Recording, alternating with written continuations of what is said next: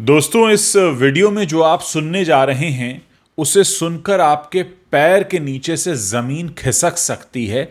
इसलिए जहां भी बैठे हों कुर्सी को पकड़कर बैठिए, क्योंकि एक ऐसी बात मैं आपके सामने रखने जा रहा हूं जो आज तक आपको किसी अखबार, किसी न्यूज़पेपर, किसी न्यूज़ चैनल, किसी यूट्यूब चैनल ने नहीं बताई होगी। अब आपसे एक सिंपल सा सवाल है। पठान को लेकर जो कंट्रोवर्सी हुई और ये कहा गया कि हमारे देश के सेंसर बोर्ड ने पठान फिल्म से कुछ सीन्स और डायलॉग्स हटवाए हैं, उसमें दो बातें ऐसी थीं जो किसी की समझ में नहीं आई।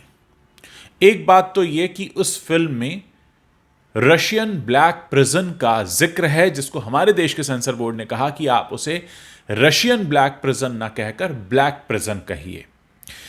दूसरा, एक जगह एक डायलॉग में कहा गया पूर्व केजीबी, उसको भी बदलवाया गया है, कहा है अब उसे एसबीयू कहिए। यह पूर्व केजीबी क्या है? पूर्व केजीबी असल में रशियन खुफिया एजेंसी है, तो उसका जिक्र क्यों था पठान में और सेंसर बोर्ड को क्यों आपत्ति हुई? और ब्लैक प्रिजन रशिया से क्यों आपत्ति हुई हमारे देश के सेंसर बोर्ड को? वो तो रशिया की बात है, केजीबी भी रशिया की है, तो फिर पठान से ये क्यों हटवाई गई? इसके पीछे जो जानकारी निकलकर अब आ रही है धीरे धीरे सबके सामने, उसे सुनकर, जैसा मैंने इस वीडियो की शुरुआत में कहा, आपके पैरों के नीचे से जमीन खिसक सकती है। दोस्तों, एक नैरेटिव हमेशा से बॉलीवुड फिल्में चलाती रही हैं। बॉलीवुड फिल्में सॉफ्ट पावर होती हैं, लोगों के दिमाग पर असर करती हैं और बहुत हद तक ये ऐसा काम करती हैं कि लोगों की सोच बदल देती हैं। अब मैं आपको पूरा माजरा समझाता हूं कि यह है क्या। असल में भारत रूस से सस्ता तेल खरीदता रहा है और इस वजह से सबसे ज़्यादा परेशानी होती है पश्चिमी देशों को और परेशानी होती है गल्फ कंट्रीज़ को। और गल्फ कंट्रीज़ हमेशा से बॉलीवुड के और शाहरुख खान के करीबी रहे हैं। ऐसे में इस फिल्म के ज़रिए एक एंटी रशिया एलिमेंट स्थापित करने की कोशिश की गई ताकि इसके दो फायदे हों। एक तो ये मिडिल ईस्ट कंट्रीज़ को खुश कर सकें, सारे शेखों को, और उसके अलावा ये भी कि जो वेस्टर्न कंट्रीज़ हैं, अमेरिका वगैरह, वो इस फिल्म के बारे में लिखें। लेकिन हमारे सेंसर बोर्ड ने इस बात को अच्छे से भांप लिया और इसीलिए ये जो पूर्व केजीबी करके डायलॉग था इस फिल्म में, उसको चेंज करवाया कि इसको एसबीयू करो, और ब्लैक प्रिजन रशिया का जो जिक्र इसमें किया गया, उसमें कहा गया कि आप इसमें रशियन वर्ड हटा दीजिए।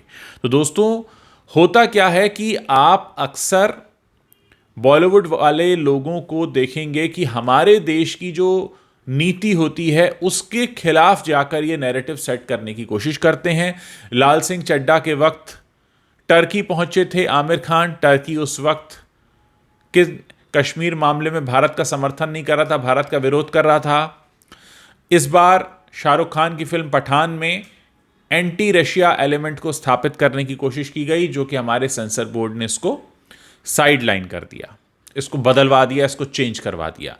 ये सारी बातें आपको कोई बताएगा इसलिए नहीं क्योंकि पहले तो लोगों को समझ में नहीं आती हैं, और अगर समझ में आ भी जाती हैं तो बोलने की हिम्मत नहीं करते हैं। लेकिन जैसा मैं आपको बताता रहा हूं, बॉलीवुड अपने आप में कई बार ऐसी कोशिशें करता रहा है कि वो अपने हिसाब से नैरेटिव सेट करे, और अक्सर ये नैरेटिव हमारी देश की नीतियों के खिलाफ होता है और इसीलिए आम लोगों में गुस्सा भड़कता है। पहले भी कहा गया था कि गणतंत्र दिवस के आसपास इस फिल्म की रिलीज़ को ना किया जाए, इस फिल्म को रिलीज़ ना किया जाए, लेकिन वो जो एक दिन की छुट्टी होती है, आपको 26 जनवरी की छुट्टी मिलेगी, उस एक दिन की छुट्टी पर नज़र है बॉलीवुड के लोगों की कि इस दिन लोग आएँ और अपनी मेहनत की कमाई उन पर खर्च करें। लेकिन ये सब जानने के बाद कि इस तरीके का नैरेटिव सेट हो रहा था इस फिल्म में, आपके मन में क्या विचार आते हैं? क्या लगता है आपको? हमारे देश के जो विदेश मंत्री हैं एस जयशंकर साहब, वो पिछले काफ़ी समय से दुनिया भर के देशों को बता रहे हैं, पूरे दुनिया के सामने इस नीति को रख रहे हैं कि भारत ने कुछ गलत नहीं किया है रूस से सस्ता तेल लेकर, लेकिन सबसे ज़्यादा मिर्ची लगी है मिडिल ईस्ट को, और मिडिल ईस्ट हमेशा से बॉलीवुड के बड़े करीबी रहा है। कारण बताने की ज़रूरत नहीं है, सबको मुफ्त में बंगलोज बांटे गए हैं, शाहरुख खान का नाम भी उसमें शामिल है, किसी से छिपा हुआ सच नहीं है। और बात बात पर उड़कर ये लोग दुबई, कतर और मिडिल ईस्ट के कंट्रीज जाते रहते हैं। दुनिया भर के बॉलीवुड को तो गोल्डन वीज़ा मिला हुआ है। तो कुल मिलाकर मिडिल ईस्ट को जो अच्छा लगेगा वो बोली बोलना चाहता है बॉलीवुड। जो वेस्ट में इनकी फिल्मों के बारे में लिखा जाए वो बोलना चाहता है बॉलीवुड।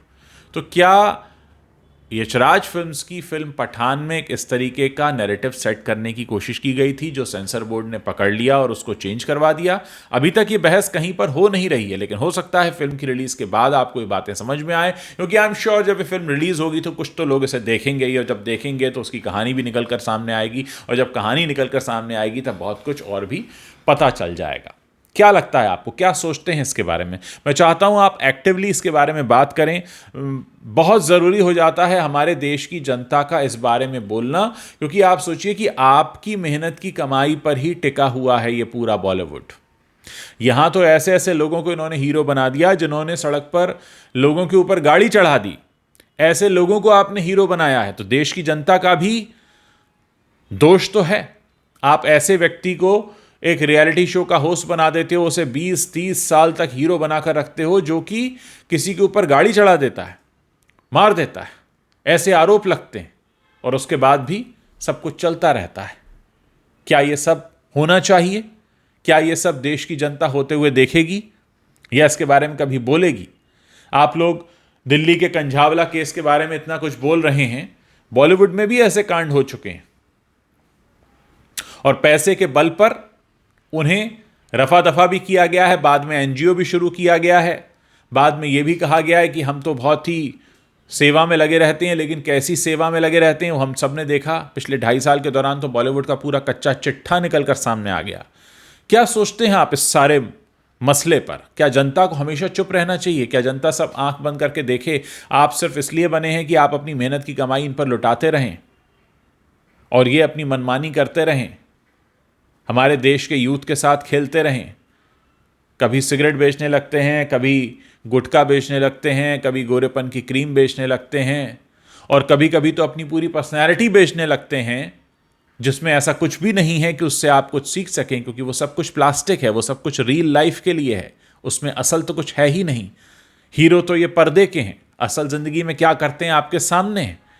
और उसके बाद क्या आप चाहते हैं कि ऐसे लोगों को बढ़ावा मिले? क्या आप चाहते हैं आपके घर में भी इन जैसी आदतों वाले लोग जन्में? क्या आपको लगता है कि देश के लिए सही होगा? और क्या अब आपको समझ में आ गया है कि पठान से पूर्व केजीबी क्यों हटवाया गया? पठान से ब्लैक रशियन प्रिजन में से रशियन शब्द क्यों हटवाया गया? क्या अब आपको समझ में आया कि किस तरह से एंटी रशिया एलिमेंट दिखाने की कोशिश की गई? एक ऐसा नैरेटिव जिसकी वजह से वेस्ट में वाहवाही मिले, मिडिल ईस्ट के देश खुश हो जाएं, भले ही फिर आप अपने देश की विदेश नीति के खिलाफ कुछ बोल रहे हों। क्या लगता है आपको? एक देश की जनता के तौर पर आप अपनी कुछ सोच तो रखते होंगे। जो सोच रखते होंगे इस वीडियो के नीचे आप पोस्ट कर सकते हैं। अगर वीडियो आपको समझ में आया हो तो इसे शेयर कर सकते हैं। फिल्में बनाने वाले अपनी तरफ से कहानियां दिखाते हैं, आपके पास अपनी राय है, आप भी जाहिर कीजिए। जब इतनी बड़ी कहानी बन सकती है करोड़ों रुपए खर्च करके, तो ये तो आपकी राय है, इसे आप जाहिर करने से क्यों पीछे हट रहे हैं? आप वीडियो के नीचे कमेंट भी कर सकते हैं, इसे शेयर भी कर सकते हैं, लोगों को बता भी सकते हैं। हो सकता है इस बारे में कहीं अभी तक किसी ने कुछ सोचा ना हो। मैं आप लोगों के कमेंट्स पढ़ने का इंतजार कर रहा हूं।